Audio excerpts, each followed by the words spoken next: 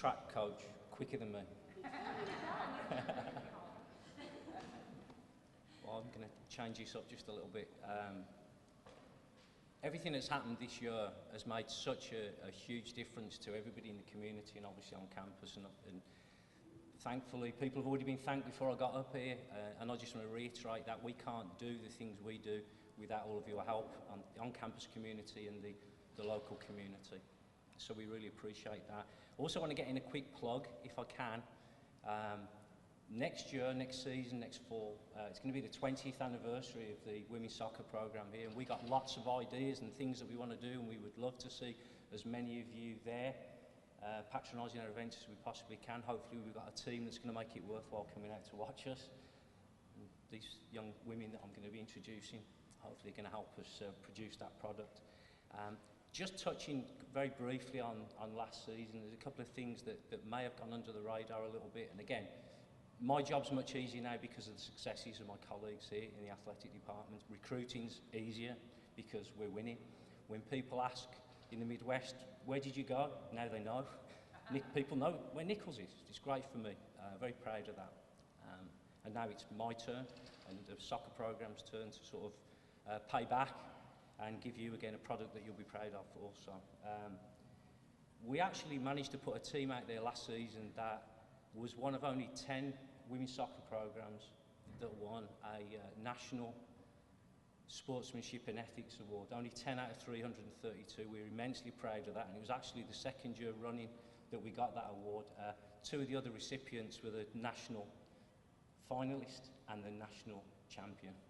So we were really an elite company there. So anyway, I'm a talker. I'll try and move on pretty quickly.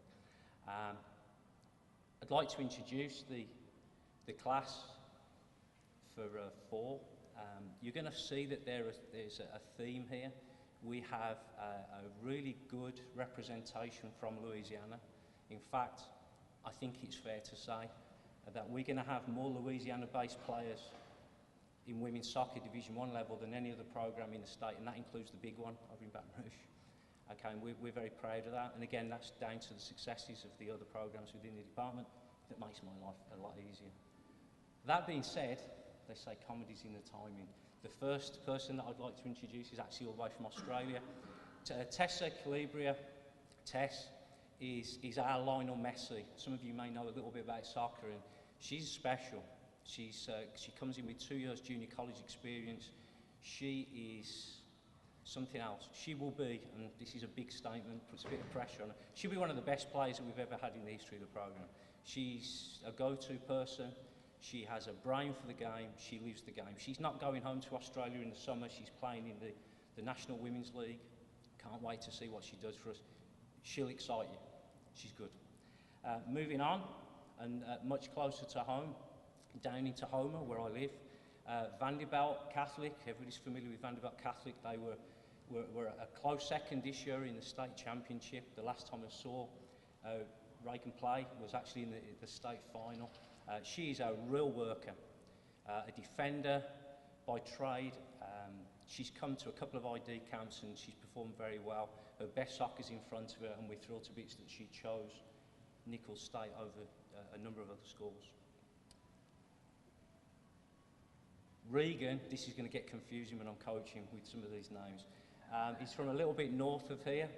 One of the other things you're going to start to notice is the height of the players. This is going to be the biggest team we've ever had here. You're going to start to notice that. That's a commonality.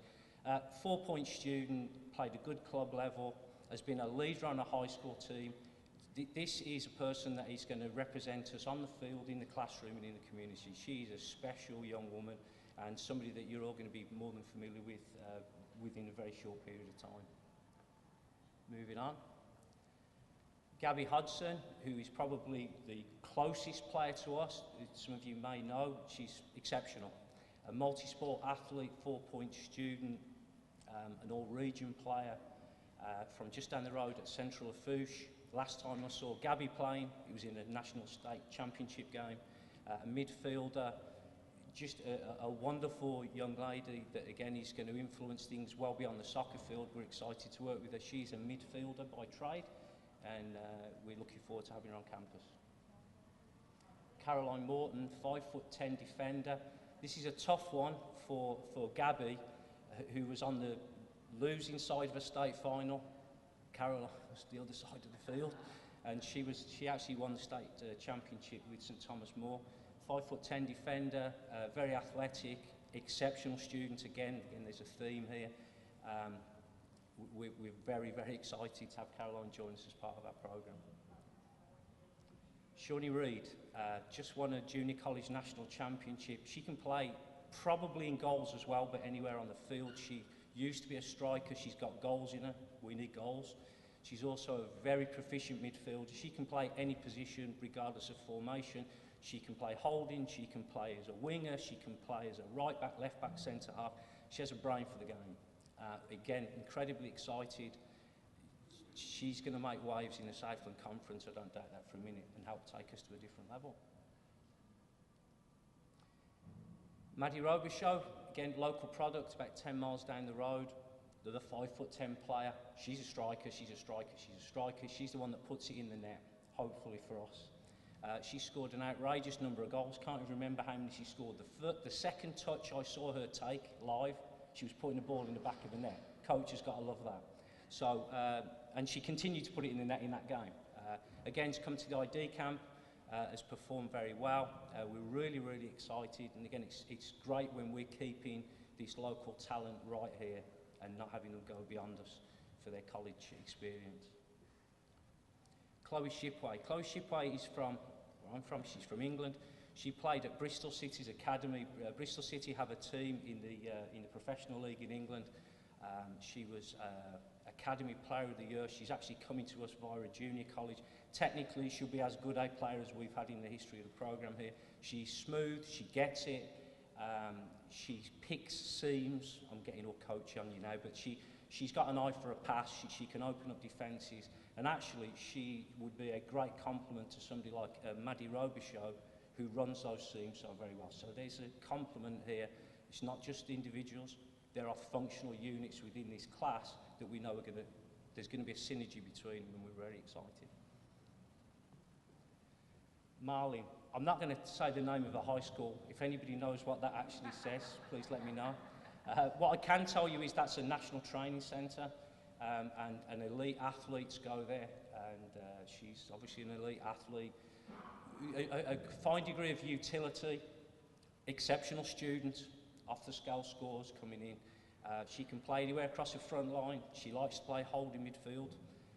We're incredibly excited with Marlin coming in. Again, she's somebody that's going to stand out from the crowd a little bit. And with that, I believe that's where we are at the moment. We've got 3 or 4 more to come. They're going to be a little bit later, but during the summer we hope to close out this class, and we are unbelievably excited, and we're going to give you a programme you can be proud of. And I believe up next, Coach.